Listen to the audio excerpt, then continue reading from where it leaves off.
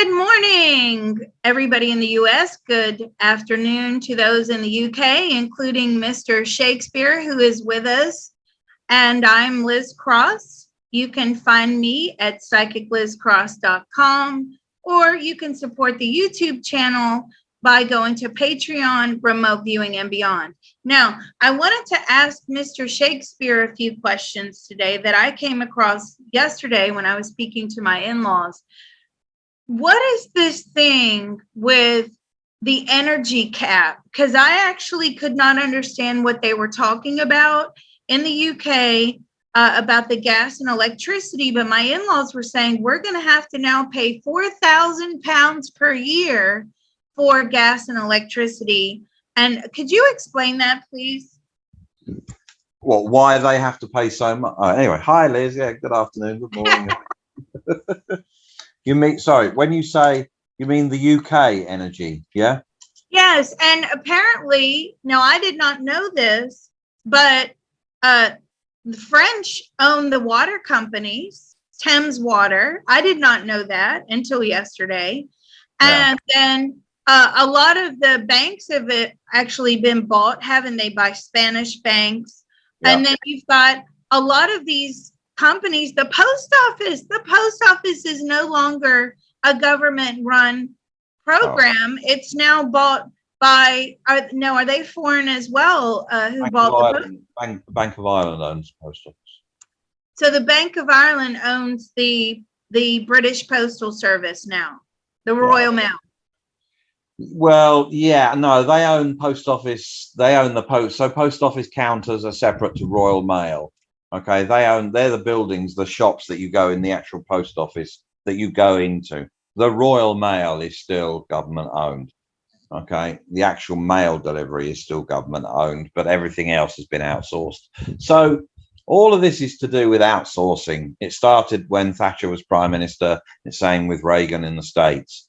Okay, privatize everything, get rid of state control of absolutely everything, shove it over to the private sector. Okay, so this is how it all started.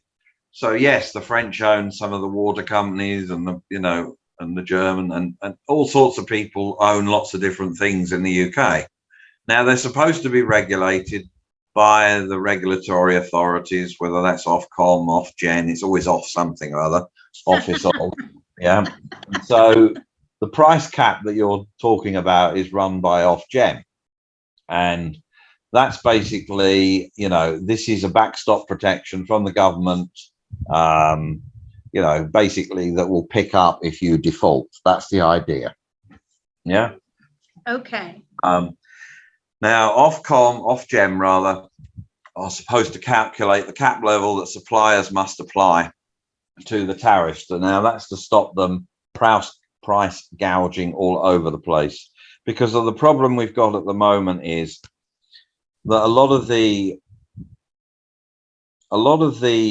price rises are artificial, insofar as these are energy companies and oil companies who are using the situations globally, Russia and Ukraine for argument's sake, and they've turned that to their advantage and the advantage of their shareholders by, if the price went up 10 or 20% on the raw market, they put the price up 60 or 70%. Yeah. Mm-hmm. And it's very easy to turn around and blame Putin or blame this or blame Ukraine or blame anything. But a lot of it is the companies just, going a little bit too far with some of their pricing. They are looking to make energy expensive.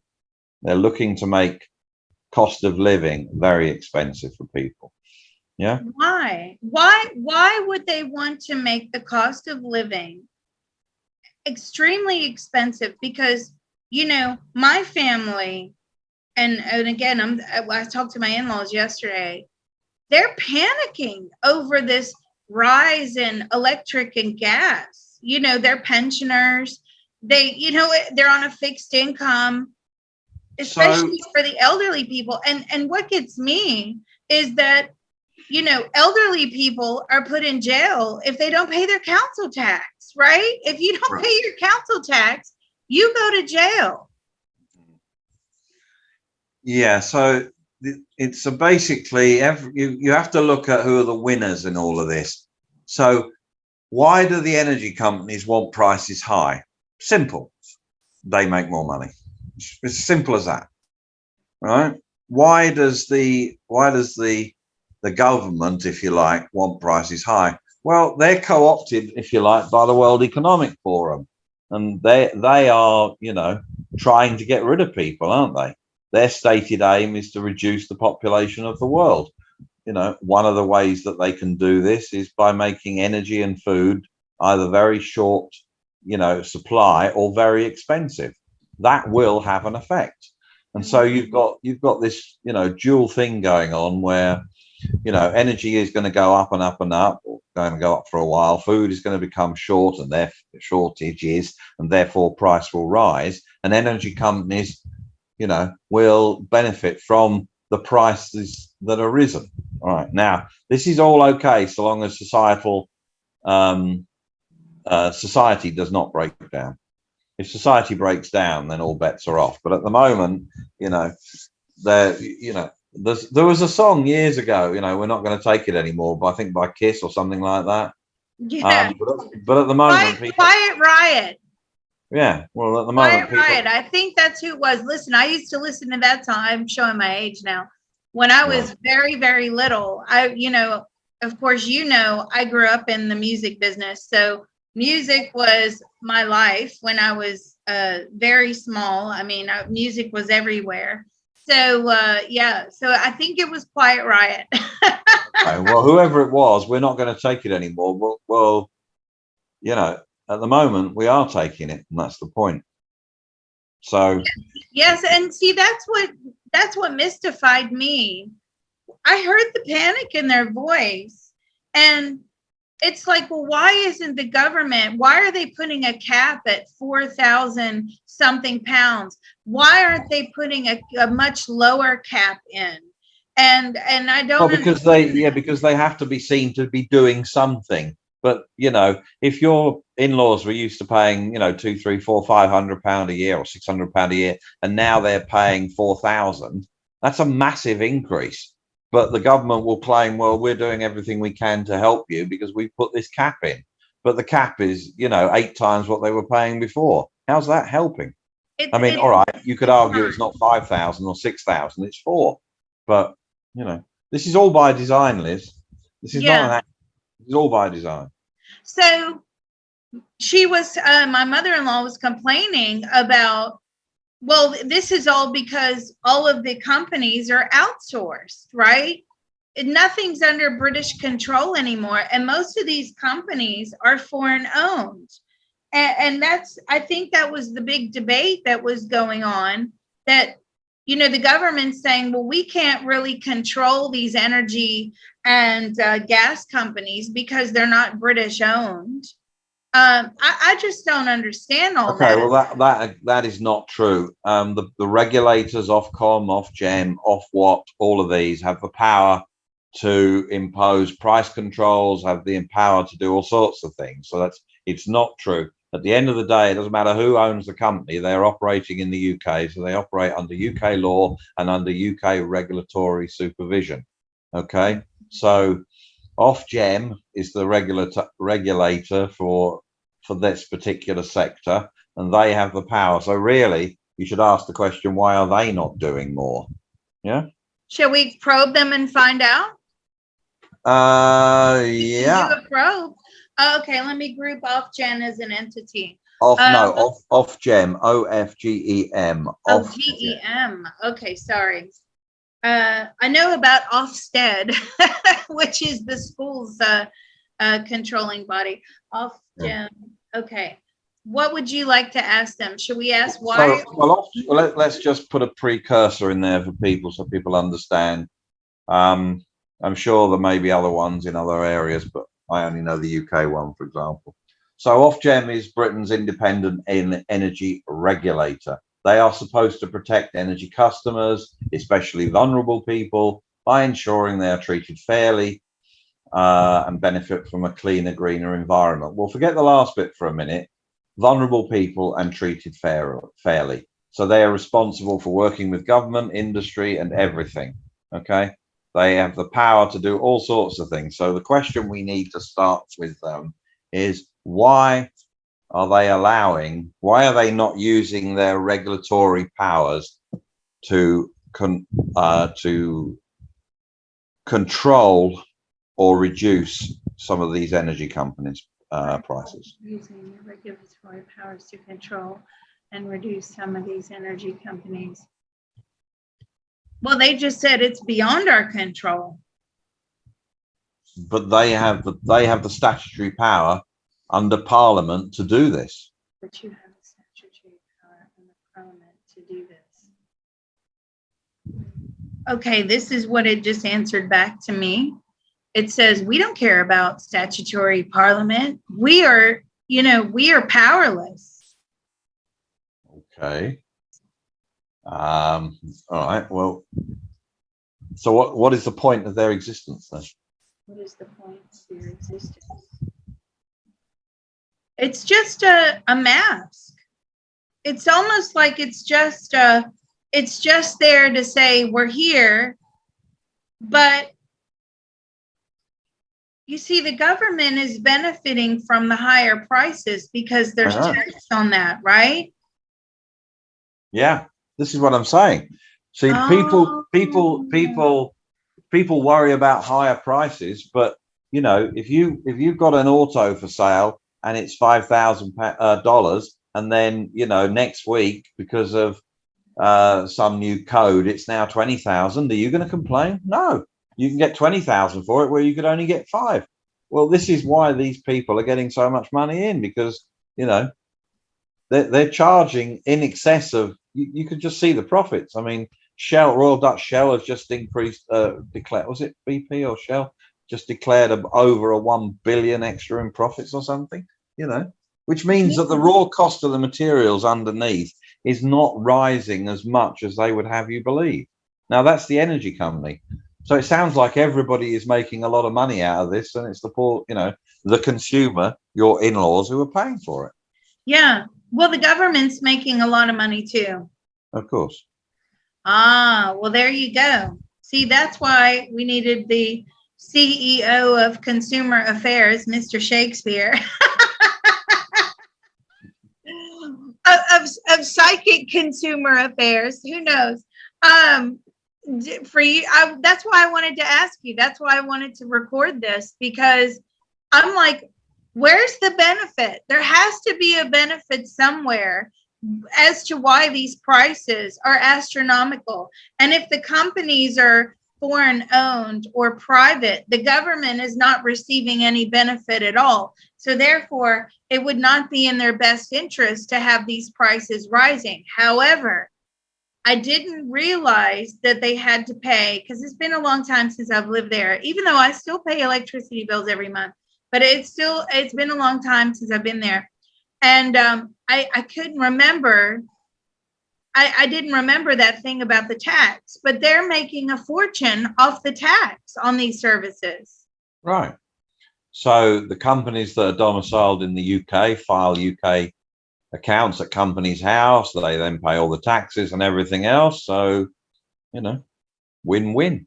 Ah, no wonder they Just don't. because they're foreign owned, just because it's a French company with French shareholders, if it's registered in the UK, then UK tax laws apply to it. It's as simple as that. And it has to be there because it's doing business in the UK. Yeah. The French company that owns, say, one of the water companies can't say, well, we're not doing business in the UK if all of their water supply customers are all based in the UK. So they are subject to UK rules, regulation, and taxation. And the other gripe yesterday was that with all of these companies, because apparently a French company bought Hovis. And for those of you that don't know, Hovis is a bread company. Yeah.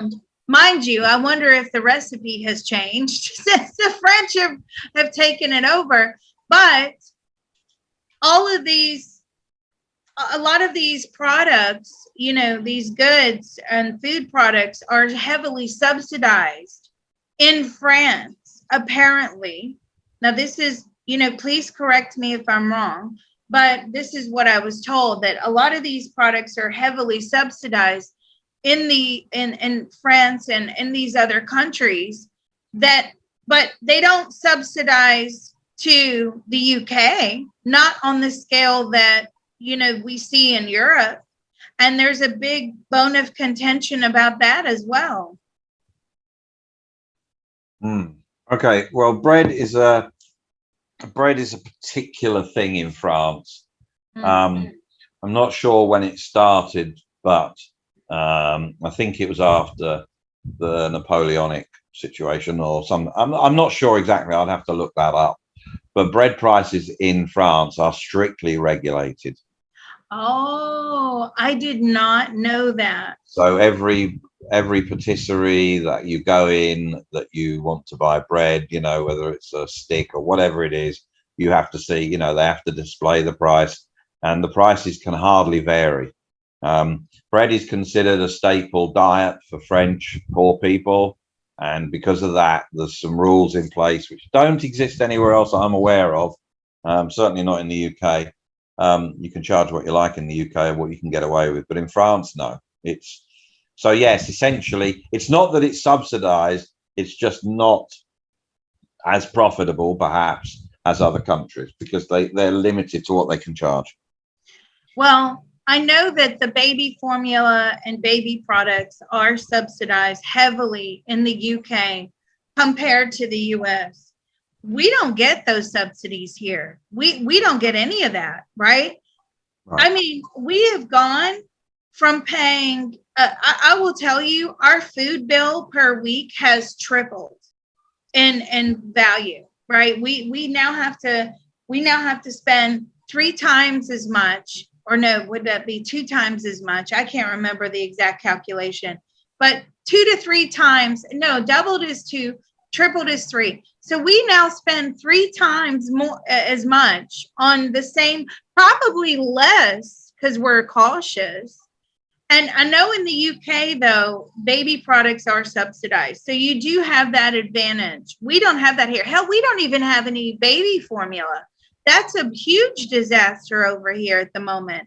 And we get like bulk shipments in, they last about a week or 2. And then next thing you know, everybody's on the Facebook page, local. Has anybody seen any baby formula? Anybody have any, breast milk because my baby's hungry. I'm not producing breast milk.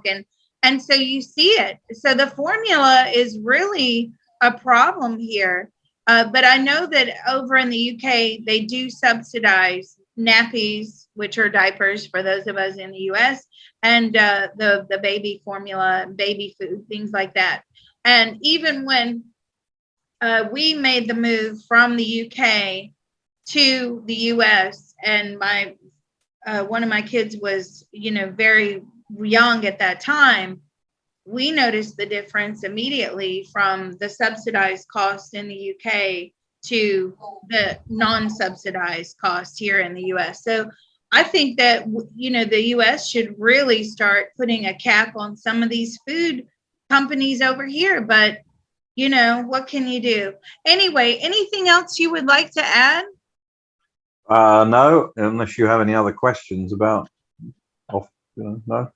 I could go on all day about why would you want your population to have less spending money, because spending money stimulates the economy. Why would you want to? There's your answer in the question. What? Well, you said, why would you not want your population to have more spending money? Because that stimulates the economy. The answer is they don't want to stimulate the economy. They want to knock it all down. Don't you remember Schwab and all his lunatics? Build back, you'll have nothing, and and you'll enjoy it, or whatever the phrase is. And the only way they can do that is to crash the system. They've got to crash everything. But I wouldn't have thought the Conservative Party in the UK aligned with that philosophy. Well, if they were proper conservatives, no. But as we know, they've been following too much of the EU dictates anyway. So even though we're supposed to be out of the EU, so no. I mean, proper conservative policies, no. But there's a lot of captive politicians in the UK, just like there are everywhere. Yeah. Yeah. Well, you can't trust them no matter where they sit on the political aisle. Well, thank you so much. And we'll wrap this one up. Thank you. Okay.